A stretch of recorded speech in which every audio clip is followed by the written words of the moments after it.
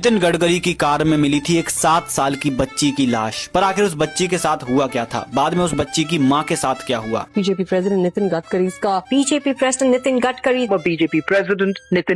साल 2009 में नितिन गडकरी के घर में एक मेड काम करती थी। उनकी एक 7 साल की बच्ची थी योगिता ठाकरे। एक दिन योगिता की मां काम की वजह से योगिता को नितिन गडकरी के घर पर छोड़ जाती हैं, सो दैट कि योगिता वहां पर खेलती रहे। लेकिन जब वो वापस आती हैं तो वो पाती हैं कि योगिता कहीं मिल नहीं रही। उसके बाद वो उसको सब जगह ढूंढती हैं, गार्ड से सवाल पूछती हैं कि योगिता कहाँ है, तो वो बताता है कि आपकी बेटी कार में सो रही है। ये बात सुनकर उनको अजीब लगता है। वो भागते हुई कार के पास जाती हैं तो वहां पाती हैं कि नितिन गडकरी का पीए एंड उनका बेटा वहां पर ऑलरेडी खड़ा हुआ है। और जब वो कार ओपन करती हैं तो अपनी 7 साल की बच्ची को बेहोश पाती हैं। योगिता के पूरे शरीर पर, थाइस पर और जब योगिता को बाहर निकाला तो योगिता मर चुकी थी। अपनी 7 साल की मासूम को इस हालत में देखकर उनकी मां शोर मचाना चालू कर देती हैं। बट नितिन गडकरी का पीए एंड उनका बेटा उनको डरा धमकाकर वहां से तुरंत भगा देते हैं। पर योगिता की मां शांत नहीं बैठी। बात न्यूज तक पहुंची, एफआईआर हुई, पर एफआईआर में कहीं भी नितिन गडकरी या फिर किसी भी मेंबर का नाम नहीं था। इवन उस कार का नंबर भी बदल दिया गया था। एंड पोस्टमार्टम में मौत का रीजन दम घुटना बताया, जबकि फैमिली ने एलिगेशन लगाए थे कि योगिता के साथ